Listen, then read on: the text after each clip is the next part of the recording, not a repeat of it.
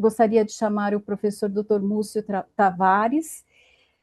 Ele é médico cardiologista, graduado, médico cardiologista, livre docência pela Faculdade de Medicina da USP, tem ampla experiência nas áreas de cardiologia, insuficiência cardíaca, medicina de emergência, tendo atuado em posições de liderança no Instituto do Coração, na Sociedade Brasileira de Cardiologia, foi presidente do Departamento de Insuficiência Cardíaca da SBC, fundador do programa SAVI, que atualmente é chefe da unidade Hospital Dia do INCOR, da Universidade de São Paulo, e diretor da unidade clínica de emergência da mesma instituição. Professor, muito obrigada por sua presença, a gente está muito feliz.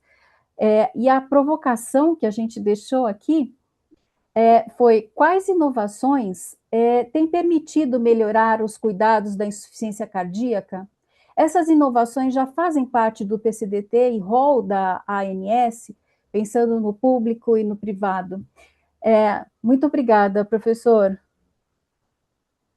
Boa tarde, Patrícia. Boa tarde aos colegas que estão aqui, amigos que estão aqui, ex-alunos que estão aqui, Ricardo. É um prazer estar aqui com vocês. E eu queria, desde já,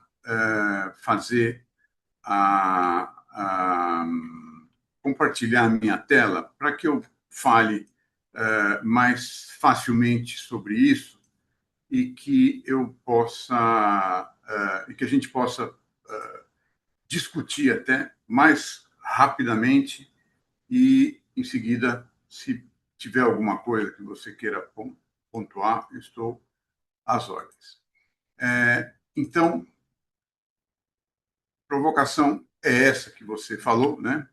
Vocês estão vendo, está tudo ok? Ok.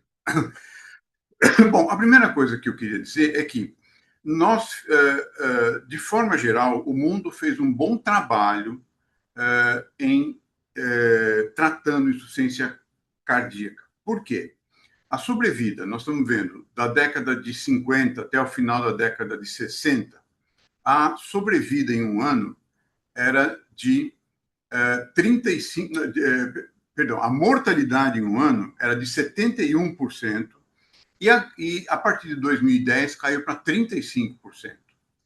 E a sobrevida em 5 anos melhorou de 89%, desculpe, a mortalidade em 5 anos caiu de 89% para 60%. Aqui embaixo não é sobrevida, é mortalidade. Então, mas, apesar disso,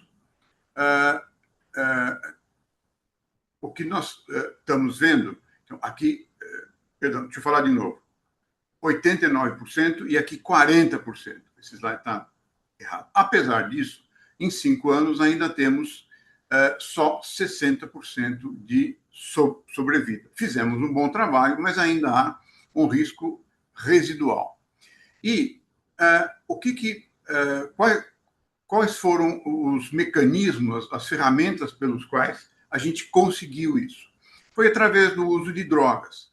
Beta-bloqueadores como carvedilol, bisoprolol, metoprolol, os inibidores da enzima de conversão de angiotensina, ou bloqueadores de receptores de angiotensina, captopril, enalapril, ramipril, losartana, valsartana, etc., em adição aos beta-block, o sacubitril, valsartana, e os ISGLT2, DAPA, empagliflozina, e os antagonistas de receptor de mineralocorticoide, como espironolactona e eplerenona. Essas drogas, elas têm que ser introduzidas e dadas em dose plena. Diversos estudos mostram, então, por exemplo, beta-bloqueador melhorou a sobrevida em 35% em média e reduziu em 44% a morte súbita. Os bloqueadores do sistema renina-angiotensina reduziram melhoraram a sobrevida em 28%, os BRAF iguais aos IECA, os antagonistas de mineralocorticoide como eplerenona diminuiu morte em 24%, e mais recentemente os ISGLT2, que são drogas para diabetes, foram testados em pacientes com doença cardíaca e testados em pacientes com insuficiência cardíaca também. São estudos grandes, com mais de 4.000 indivíduos, que mostraram redução de 18% de morte e 30% de redução de hospitalização, tanto a dapagliflozina quanto a empagliflozina, e aí em diabéticos e não diabéticos. E, além desses, como alternativa ao IECA e ao BRA, o sacubitril/valsartana melhorou ainda em mais 20%, quando comparado ao enalapril, a redução de morte e melhora de hospitalização.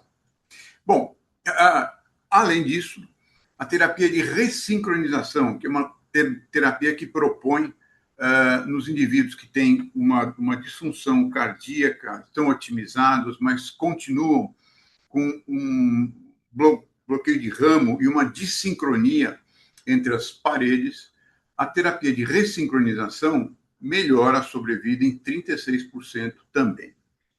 Isso tudo é que fez com que a sobrevida melhorasse de 35% para 60%, quase dobrou. E uma perspectiva, nós estamos vendo aqui o tratamento convencional e o tratamento com todas as drogas juntas. Há um ganho de vida de 8,3 anos em pacientes com 55 anos e um ganho de 6,3 anos em pacientes com mais de 65 anos.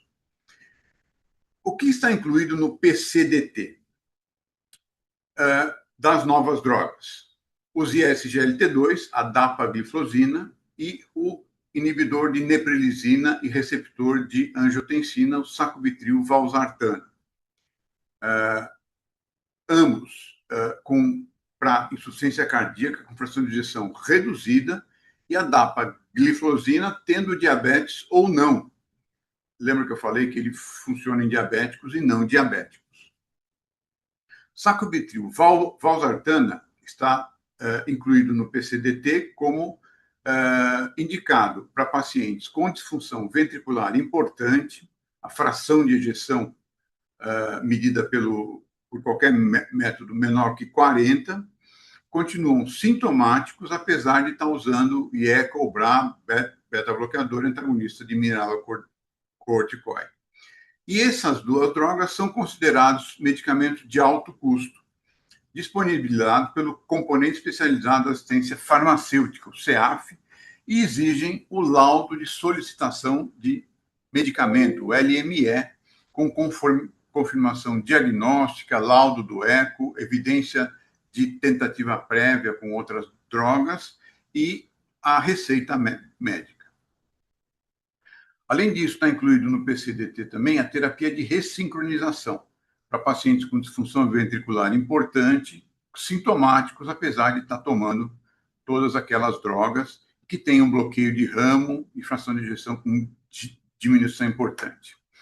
Além disso, há um teste diagnóstico que ajuda muito a estabelecer que o paciente tem dispneia por insuficiência cardíaca, que é a dosagem do peptídeo natriurético tipo B ou da fração aminoterminal do ProBNP, o NT-proBNP. Então, está aprovado, incluído no PCDT. Entretanto, tudo isso depende um pouco do gestor disponibilizar. BNP, NT-proBNP está no PCDT, mas em muitos lugares acaba não tendo. O que está disponível na rede básica do país todo? IECA, captopril e enalapril, os BRA, losartana, beta-bloqueador carvedilol e o succinato de metoprolol, espironolactona, e além desses, furosemida, hidroclorotiazida, digoxina, hidralazina e nitrato. Essas são as drogas que estão disponíveis na atenção básica. E no rol da ANS? A primeira coisa que eu preciso falar é que está definido que os planos de saúde não são obrigados a fornecer medicamentos para uso ambulatorial, inclusive esses para insuficiência cardíaca, mas no paciente internado, essas medicações são cobertas. A terapia de ressincronização tem cobertura obrigatória, sim, pelos planos de saúde.